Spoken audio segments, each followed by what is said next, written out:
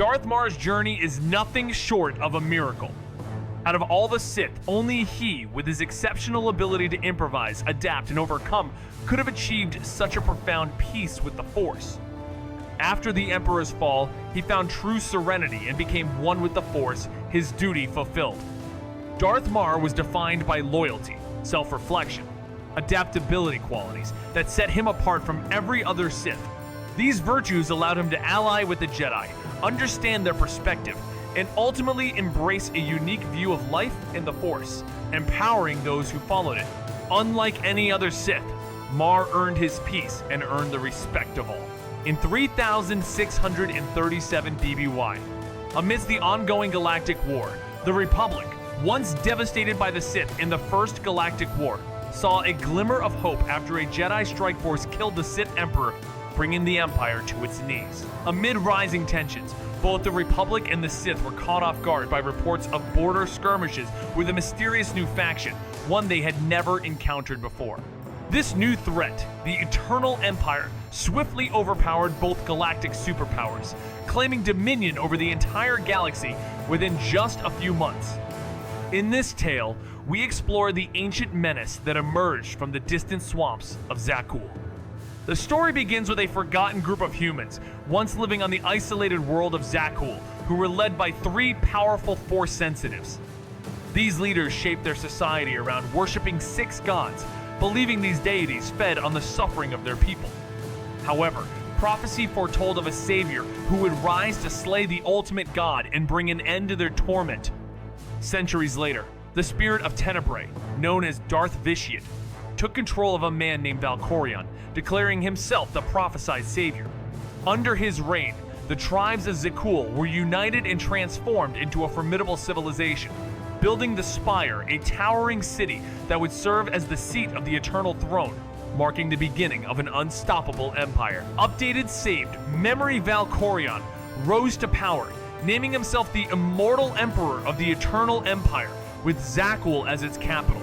Over decades, he transformed Zakuul society, forcing the people to abandon their ancient ways and embrace cutting-edge technology.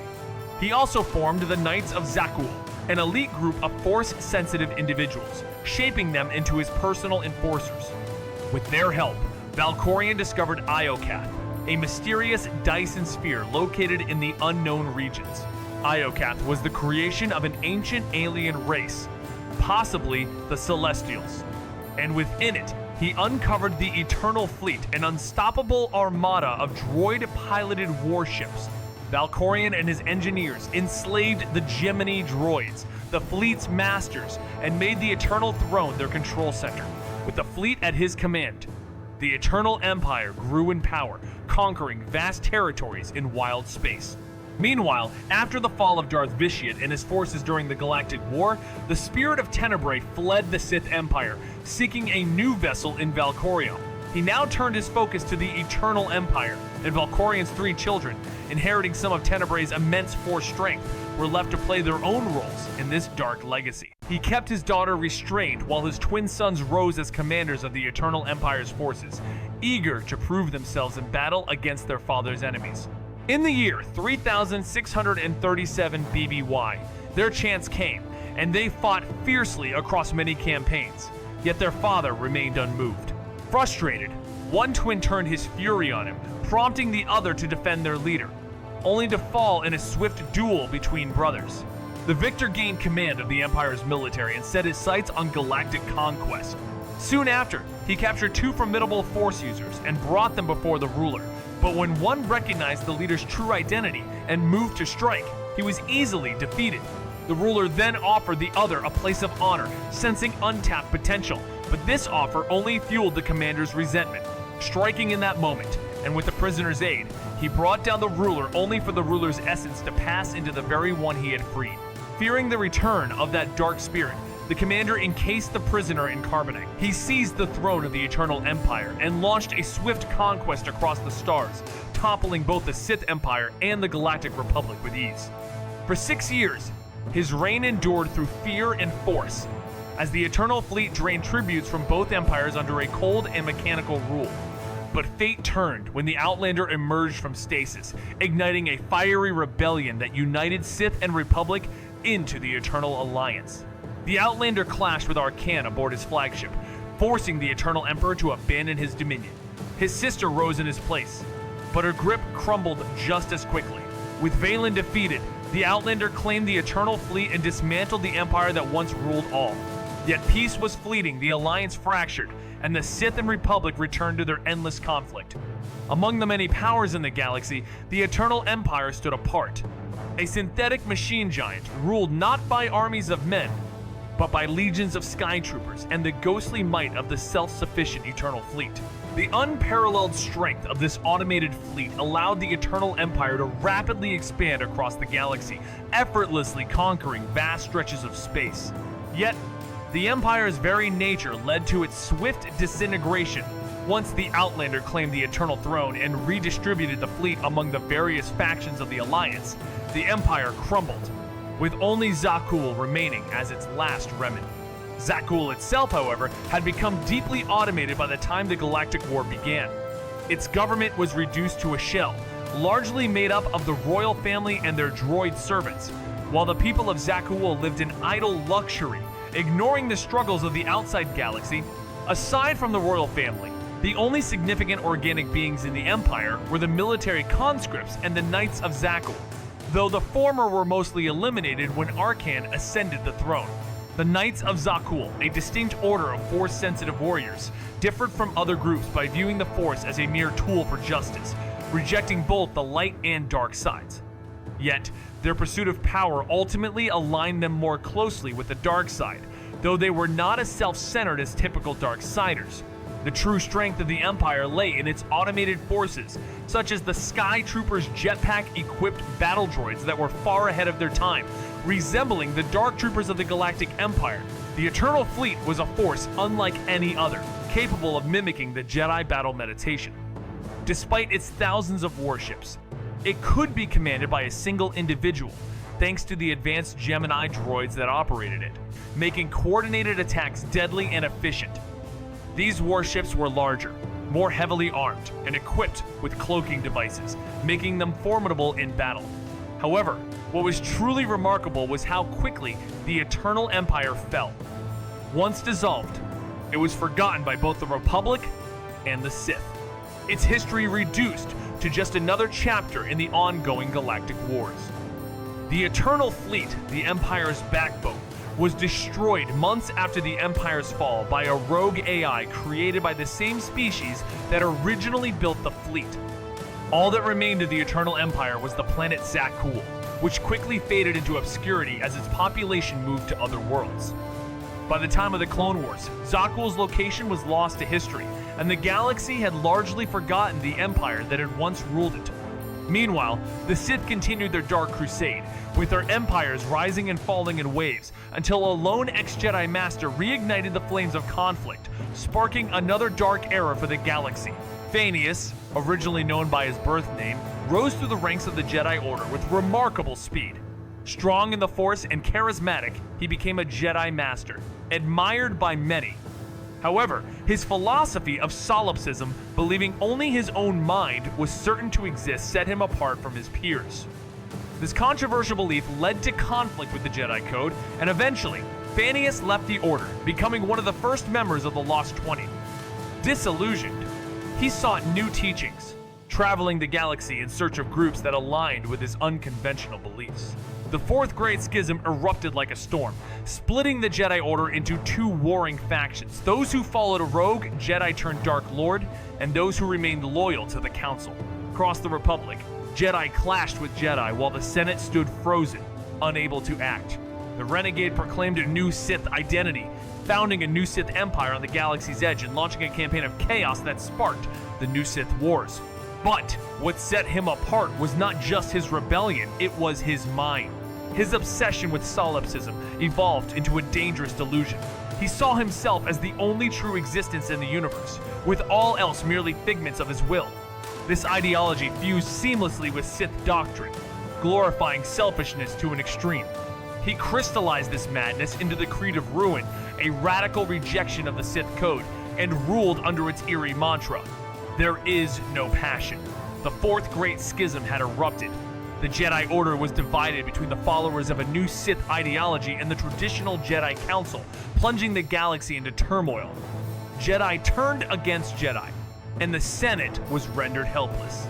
Amidst the chaos, a new Sith faction rose, declaring their reign over the galaxy and waging war against the Republic.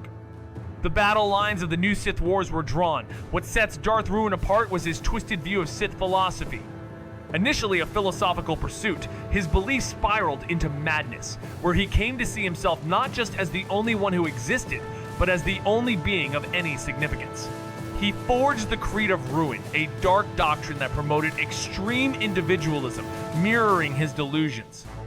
This creed replaced the traditional Sith code, encapsulating Ruin's belief that all else in existence was merely a creation of his mind, existing only to serve him. Driven by obsession and conviction, Darth Ruin left behind a legacy of chaos and power-hungry ambition. In a galaxy where knowledge was replaced by will and purpose was discarded in favor of absolute determination, Ruin's influence on the Sith became undeniable. While the reasons behind his following remain unclear, his radical vision of self-serving individualism sparked a new era of Sith Lords, more extreme than ever before. The dynasty he created was ruthless and relentless, forever changing the Sith's approach to power. Ruin's attempts to build an empire and expand his control over the Outer Rim set the stage for a millennium of endless war that would bring the galaxy to the brink of collapse. Darth Ruin, once one of the most significant Sith Lords, didn't last long at the pinnacle of power. His reign was cut short by his own arrogance and cruelty. Believing himself to be the only true existence in the universe, he treated his followers as mere figments of his imagination, sacrificing them without hesitation.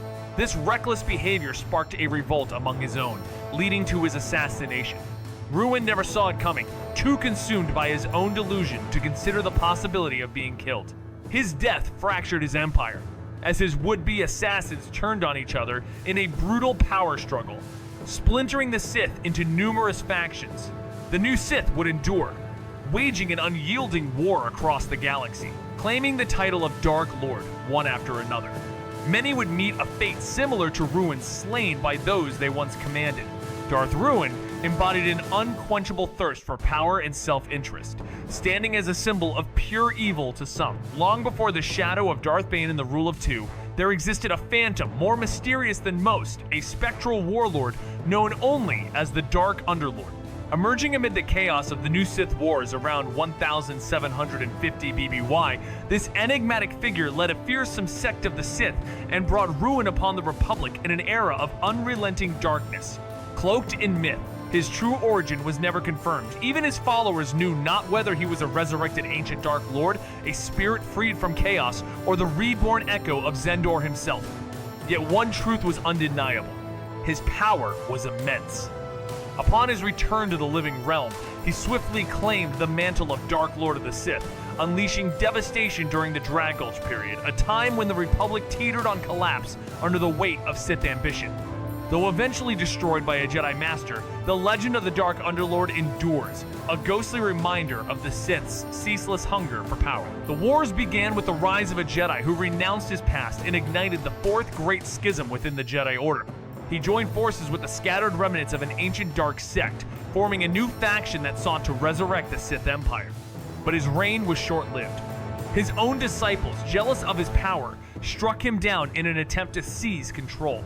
What followed was chaos, as the Sith fractured into competing factions, each more interested in internal strife than uniting against their common enemy. Yet despite their disorganization, this fractured Sith faction gradually expanded its territory, pushing the Republic to the brink of collapse. Over the course of 1,000 years, the Sith would only unite under the strongest of their kind. That leader came in the form of a dark figure, the Dark Underlord, who became the first Sith in a millennium to consolidate power. He commanded a legion of Sith followers known as the Black Knights, who, from their stronghold on a distant planet, launched a wave of terror across the Outer Rim. His army grew in strength, and with it, so did the threat to the Republic's fragile control over the region. The Dark Underlord led from the front, personally slaying many of the Jedi who stood in his way, marking his reign with blood and destruction. The Dark Underlord preferred the dual-bladed combat style of Jarkai, but he chose alchemically enhanced Sith swords over lightsabers, drawn to the raw power these weapons offered. This choice could hint at his origins, as many ancient Sith lords from the first Sith Empire also favored swords. The Underlord might have come from an era before lightsabers existed, potentially supporting the Zendor theory. Very little is known about the Underlord himself, aside from the devastation he left in his wake and his insatiable desire for battle. His strength and bloodlust made him and his followers formidable adversaries, causing great turmoil for both the Republic and the Jedi.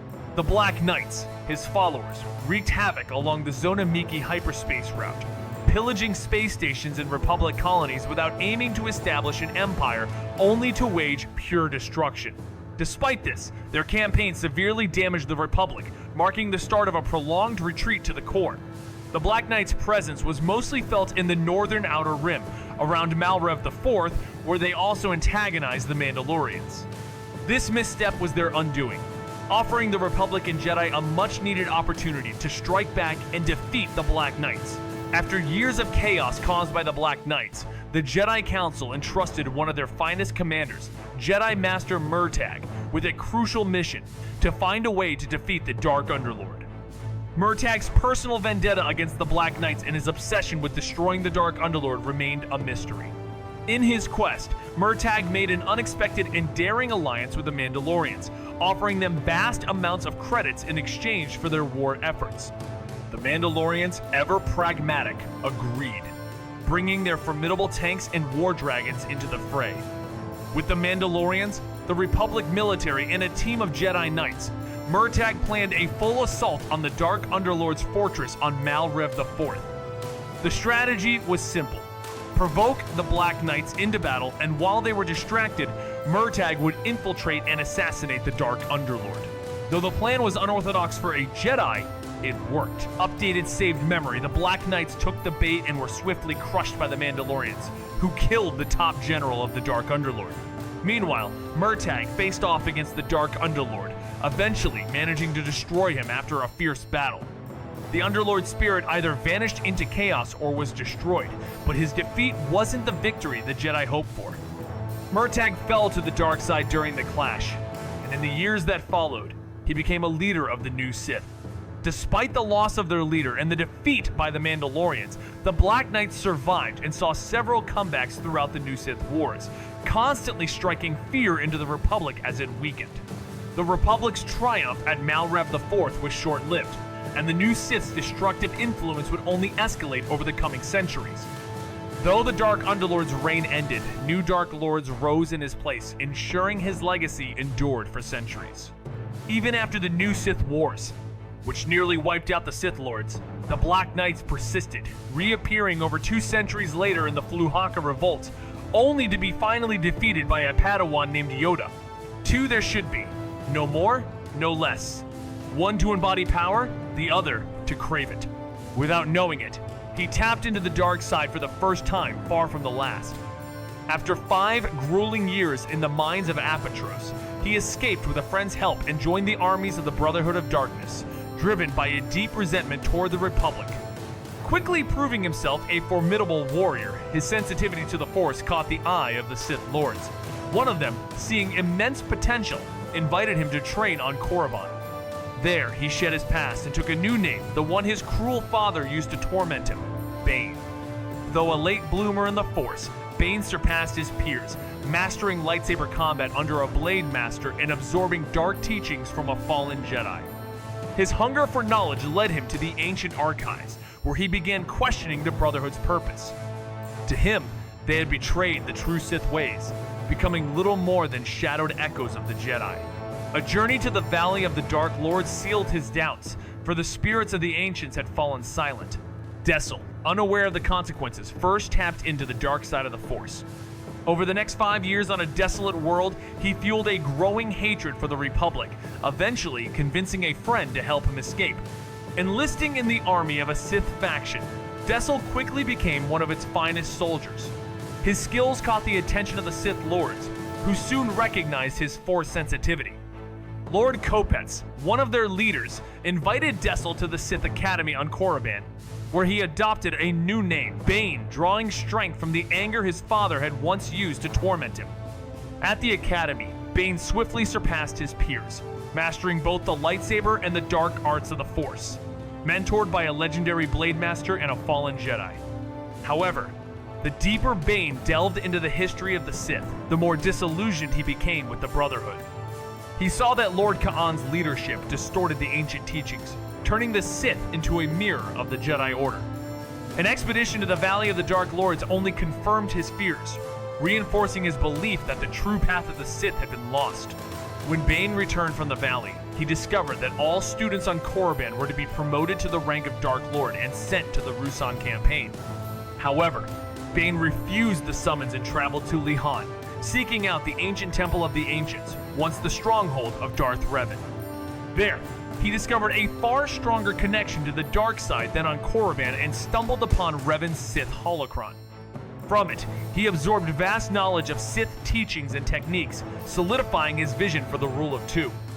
Lord Kaon, sensing Bane as a threat, sent Kaz-I-Am to kill him on Lihan, but Bane triumphed in combat. Undeterred, Kaon sent Githany, Bane's former lover, to finish the job on Ambria. Githany nearly succeeded, poisoning him with a kiss, but Bane survived, blackmailing a local healer to cure him.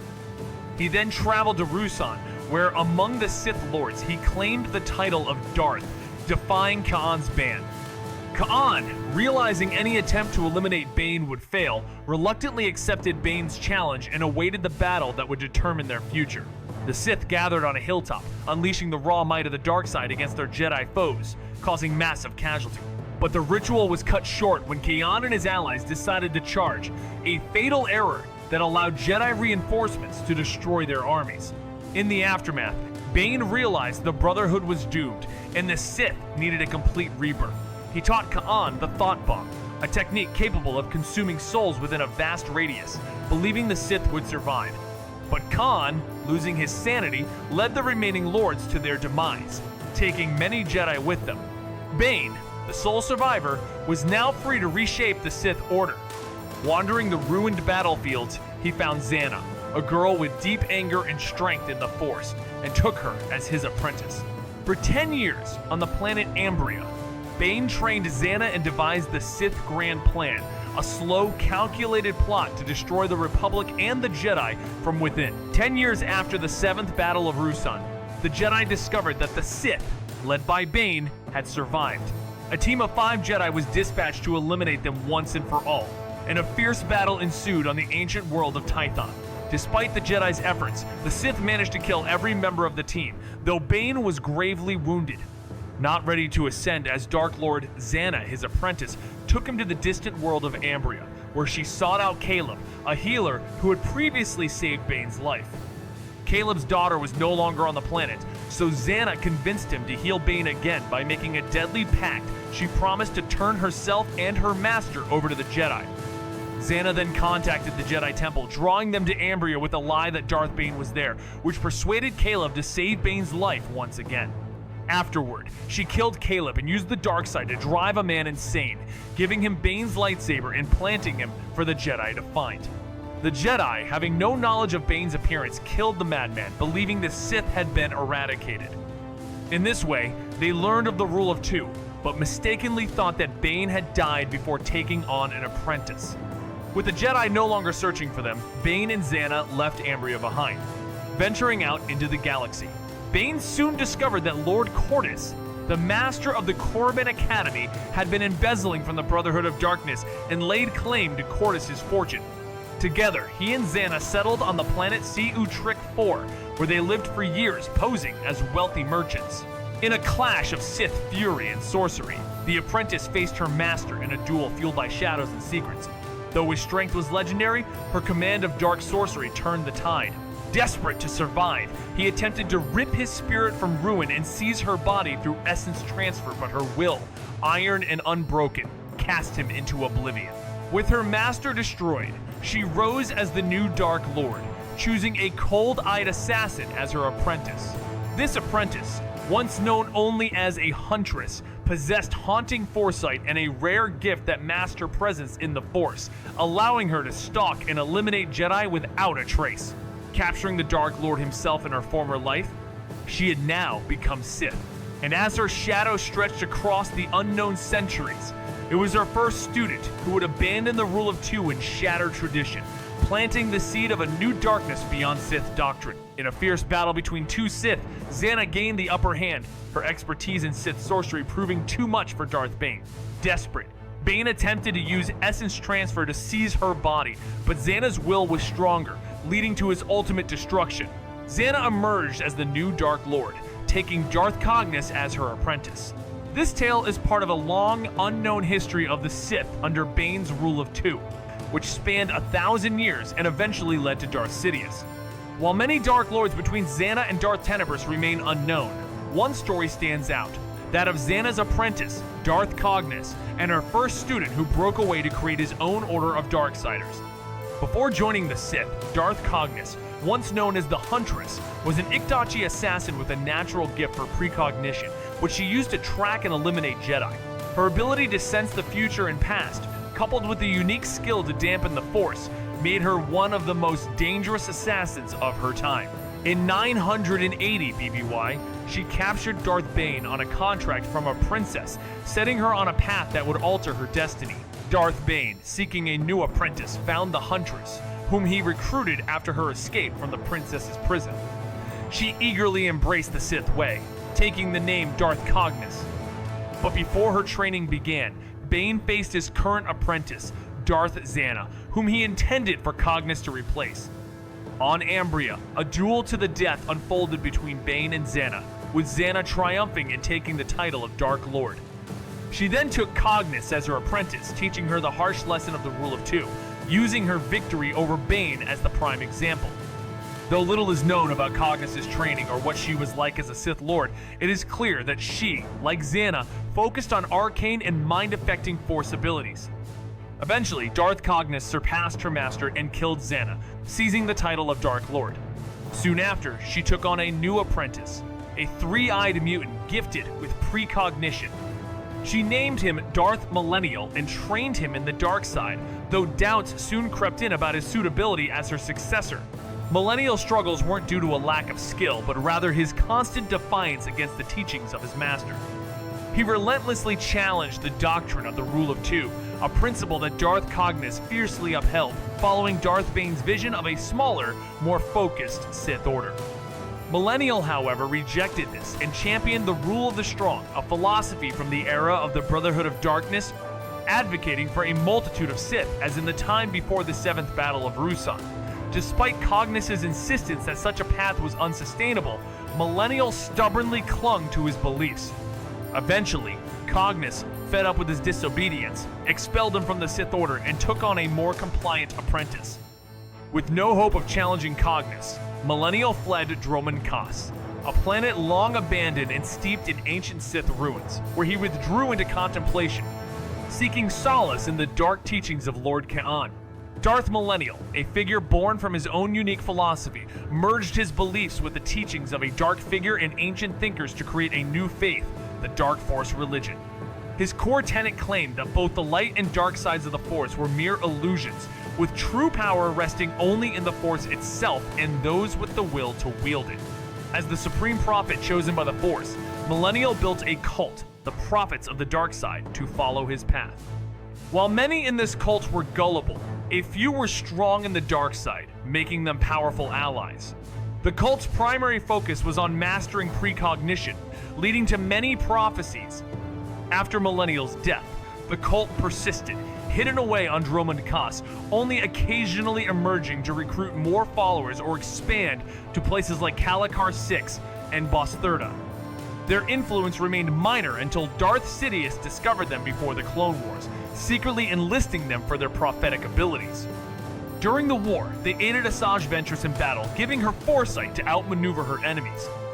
As Sidious's empire rose, the Prophets of the Dark Side finally revealed themselves as a significant force, playing their part in the new era of Sith dominance. He fused his own beliefs with the doctrines of a fallen Sith Lord and the musings of ancient philosophers to forge a radical new path, the Dark Force religion. In his eyes, light and dark were illusions, only the Force existed, and only those with unshakable will could wield it fully. Declaring himself the Supreme Prophet, chosen by the Force itself, He built a cult that worshipped him as a divine visionary. Most followers were gullible fanatics, but a few, powerful and sharp, were drawn from scattered dark sects. These elite prophets honed their foresight, crafting endless visions of destiny. Though he eventually perished, his cult endured, retreating to hidden strongholds, occasionally stepping into the galaxy to spread their creed and build outposts. For years, they were mere whispers in the void until a greater darkness took notice. A future emperor arrived in secret, bending their foresight to his own schemes. During the chaos of war, they aided a dark warrior in routing a Republic battalion, proving their worth. Once the Empire rose, they emerged from the shadows, becoming just one more tool in the arsenal of the Sith. If the dark side was like venom, then the apprentice of the Dark Lord must have been extremely potent, because the Master was anything but. Though not much is known about him, the details we have reveal enough. As Dark Lord of the Sith, he nearly ruined the entire Sith grand plan, and not by accident. His weak will and poor decisions might have saved the Republic if not for his young apprentice. But let's rewind a bit. Around 600 BBY, a man who would later become the Dark Lord was recruited by the reigning Sith Master. He was trained in the dark side's many techniques, delved into Sith lore, and learned of Darth Bane's Sith grand plan. Eventually, like many Sith before him, he killed his master and claimed the title of Dark Lord. He then found an apprentice of his own, a young Twi'lek he named Darth Gian. Together, they built a fortress on Jagwada, an ancient Sith world long abandoned. There, Gravid gathered all the Sith artifacts and texts passed down through generations, including some of the last surviving teachings of the dark side's most powerful practices. Darth Gravid, Dark Lord of the Sith, spent his reign delving deep into the ancient Sith knowledge locked away for millennia. But his obsession wasn't solely with Sith lore. With a sharp mind, he also sought to understand Jedi teachings, believing that to destroy them, one must fully comprehend them. Instead of following the usual Sith path of weakening the Jedi and the Republic, Gravid spent years studying their ways, leaving the dirty work to his apprentice. As time passed, something unexpected occurred. The more Gravid studied the Jedi, the more their values of altruism and empathy resonated with him.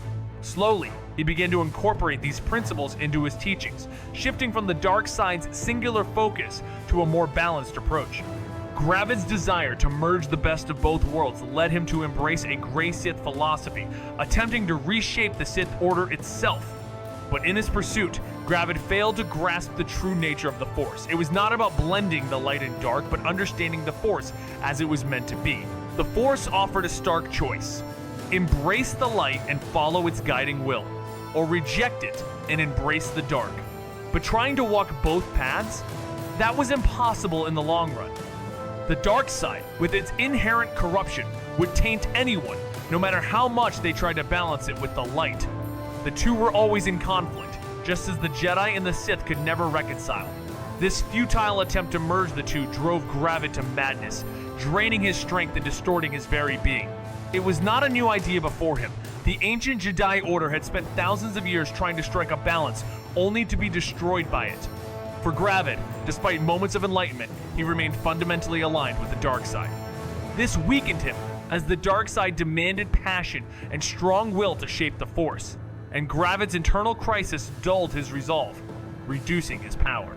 His apprentice, Darth Geen, likely sensed this change and, though still young in her training, knew something was wrong.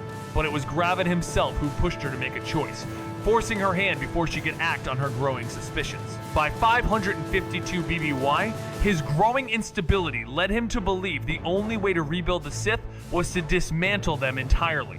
Sealing his fortress behind powerful Force barriers, he began erasing the remnants of the ancient teachings, destroying holocrons, artifacts, and lore that had endured for centuries. Even the Jedi, who opposed these teachings, had never gone so far, choosing instead to lock such relics away. But a young apprentice refused to let the Sith be undone, breaking through the barriers. She confronted her master in a final duel for the fate of their order. Though grievously wounded, losing an arm and much of her side, she endured through the dark side, overcoming her weakened master and claiming the mantle of Dark Lord, preserving both the Sith and their legacy.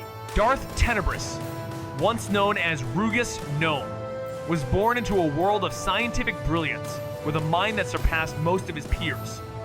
Though gifted in many fields, he harbored a secret connection to the Force. Instead of joining the Jedi, as was typical for Bith Force sensitives, Noam's fate took a darker turn when he was discovered by a Sith Lord. He was taken under the wing of this Twi'lek master, where he embraced the dark teachings and became Darth Tenebrous, dedicated to the Sith grand plan. His work, along with his masters, eventually disturbed the Force itself, sending ripples that were felt by the Jedi.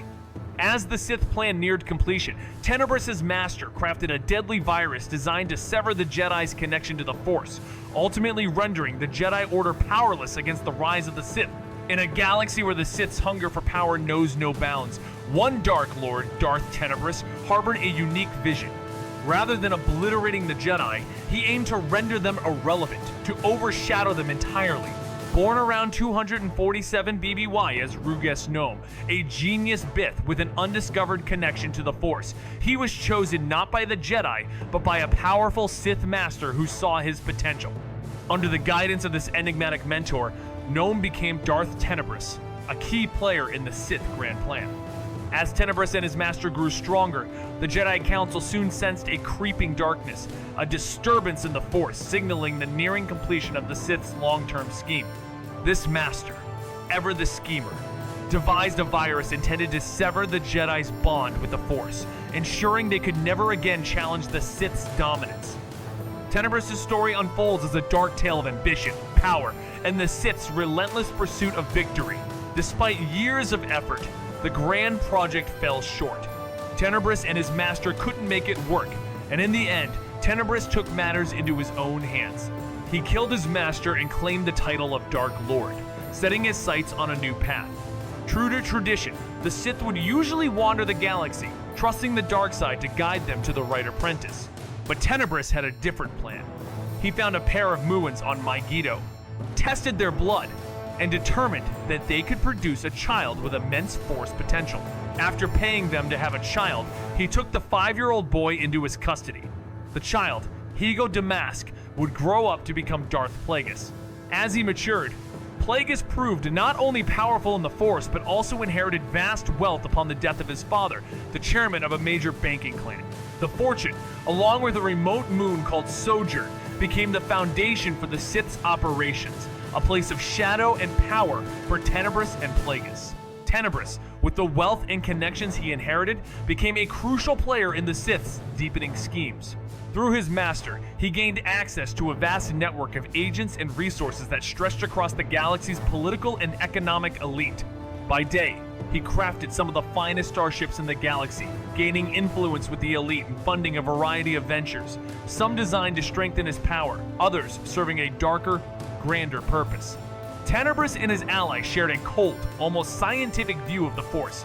To them, it was not a mystical power but a natural energy, driven by biology. They focused their efforts on midi-chlorians, the true source of the Force, studying them to unlock unimaginable power. This rational approach led Tenebrous to craft a version of the Sith Grand Plan based less on mystical tradition and more on the cold logic of science. Darth Tenebrous, a Sith Lord whose mind melded technology and the dark side, had a vision to make the Jedi Order obsolete. He believed that by advancing technology to the point where supercomputers could predict the future and perfectly allocate resources, the galaxy would be free from scarcity and conflict, making the Jedi unnecessary. His ultimate plan was to create a galaxy where the Sith could reign without opposition. Tenebrous's precognitive abilities, even stronger than those of Yoda, led him to believe the Force's true purpose was foresight, and he sought to combine it with technology. But his apprentice, whose beliefs differed greatly, did not share his vision. While Tenebrous thought the Sith victory was inevitable and could only be predicted, his apprentice, Darth Plagueis, was determined that the Jedi must be wiped out completely for their triumph to be assured. Sensing the growing rift, Tenebrous secretly broke the rule of two, setting the stage for his eventual downfall. Darth Plagueis, a Sith Lord with an unyielding ambition, took on a second apprentice, Darth Venomous, a fellow Bith whom he secretly trained in the dark arts. Plagueis suspected that Venomous might be the child of Darth Tenebrous, his former master. Tenebrous, however, had a plan for Venomous, viewing him as a backup. but Tenebris never got the chance to use him. In 67 BBY, during a mission on Baldemnik, Plagueis seized the opportunity to eliminate his master, burying him beneath a rock slide, and usurped the title of Dark Lord. With his new position, Plagueis shifted the Sith's grand plan and took Darth Sidious as his apprentice. But Tenebris, ever cautious, had a plan of his own. Before his death, he infected his midi-chlorians with a retrovirus, mutating them into a form that could survive. Upon Tenebris' death, his midi-chlorians found their way into Plagueis' body, allowing the former master's consciousness to linger, a faint echo within his apprentice. Plagueis' rise to power was marked by a dark experiment when he encountered Darth Venomous. After easily defeating him, Venomous became a subject of horrific trials, his body repeatedly dying and being revived as Plagueis and Sidious experimented with controlling midi-chlorians. In the shadows, Tenebris waited. The fragment of his consciousness, preserved from death, lurked, anticipating the arrival of the Chosen One, a being who could bring his long-desired resurrection. Tenebris had a dark plan. Once the Chosen One arrived, he would transfer his essence into their body, stealing it and defying death itself. But fate intervened when Darth Plagueis, his mentor, perished too soon, killed by his own apprentice. With Plagueis' death, Tenebris' connection to the Force was severed, yet he couldn't truly die. Trapped in an endless cycle of torment, he was forced to relive his death over and over, silently screaming in agony, unable to end his suffering. This was the fate of Darth Tenebris, a Sith Lord who had once hoped for peace, but was instead cursed to exist in limbo. His story is one of ambition thwarted, a dark reminder of the price of immortality, and the tragedy of an endless wait for a chance that never came. Darth Plagueis was not just a Sith obsessed with mastering life and death or ruling the galaxy. His vision extended further, seeking to redefine how the galaxy viewed the Force itself. From a science experiment born of his Muon parents, chosen by a Sith Lord to create an apprentice strong in the Force, he rose to the rank of Dark Lord. Under the tutelage of Darth Tenebris, who believed in advancing technology to surpass the Force, Plagueis developed his own plans for Sith domination, diverging from his master's methods. As Darth Plagueis, he manipulated galactic politics, worked towards a war to destroy the Jedi, and took on an apprentice, Darth Sidious. However, he soon became more consumed by his scientific pursuits, retreating to a remote laboratory to experiment on controlling midi-chlorians, leaving Sidious to handle the greater Sith schemes. Through his obsession with science, Plagueis hoped to forever change the Sith and their mastery over the Force. Darth Plagueis, in his relentless pursuit of eternal life, achieved what many Sith Lords had long desired, a means to control death itself. By manipulating midi-chlorians, he could both kill and resurrect beings, even repairing his own aging body, granting him the gift of immortality. Yet, despite his mastery over life and death, he failed to see the true danger lurking within his inner circle. While celebrating the rise of his apprentice, Sidious, Plagueis succumbed to a fatal betrayal. His arrogance blinded him to Sidious's plotting, and in a drunken slumber, he was murdered. Plagueis' unique techniques died with him, leaving no one, not even Sidious, able to replicate them.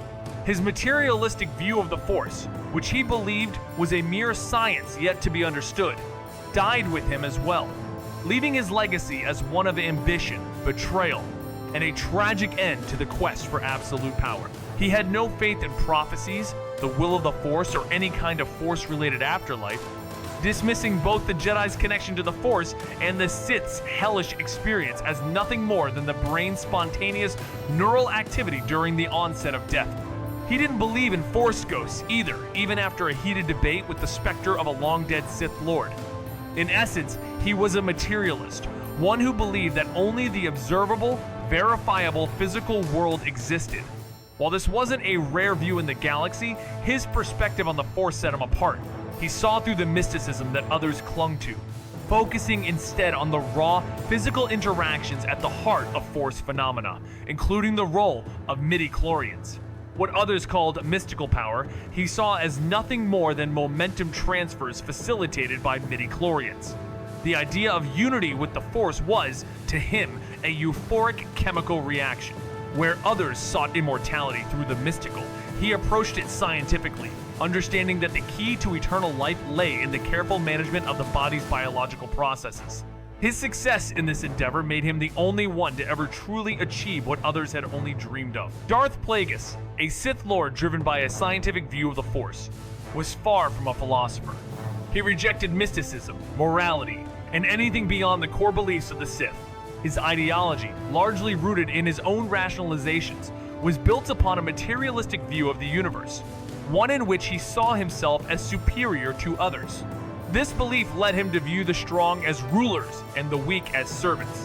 While some of his conclusions were tainted by his own biases, his scientific approach to the Force was undeniably powerful. Through this lens, Plagueis achieved control over life and death, gaining insights that even other Sith and Jedi couldn't grasp.